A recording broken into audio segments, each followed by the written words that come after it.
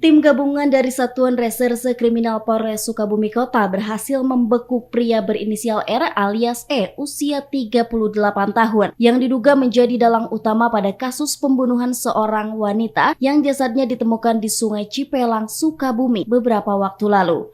Kapolres Sukabumi Kota Ajun Komisaris Besar Polisi Esy Jainal Abidin mengatakan berdasarkan hasil penyelidikan petugas, diketahui terduga pelaku sebelum melancarkan aksi pembunuhan korban sempat disetubuhi dahulu.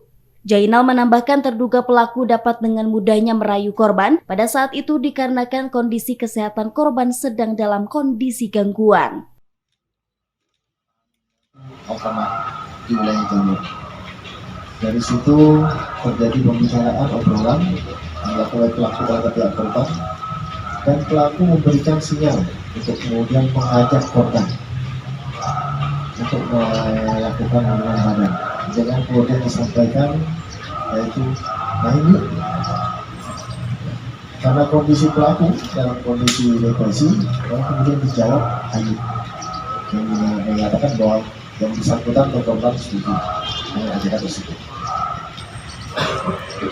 Atas jawaban tersebut, kemudian pelaku mengajak korban untuk kemudian mengarah ke Sungai Cipelang.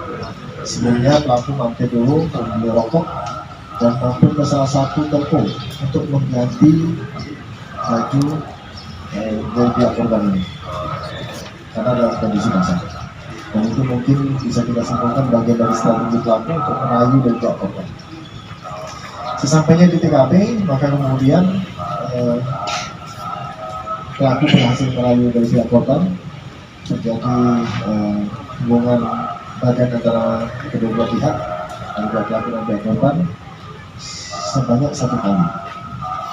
Nah, setelah 1 kali itu kemudian selesai, beristirahat sejenak kurang lebih 5-10 menit, si pelaku menyampaikan kembali keinginannya untuk bersetubuh kembali dengan pihak korban, namun korban menolak. Karena penolakan tersebut, maka kemudian korban mendapatkan pukulan dari pihak pelaku sebanyak 1 kali, dan kemudian korban lari menjauh ke arah pelaku. Atas perbuatannya terduga pelaku diancam dengan pasal berlapis dengan ancaman hukuman paling lama 15 tahun. Dari Kota Sukabumi, Sofwan Julfikar melaporkan untuk Dinamika.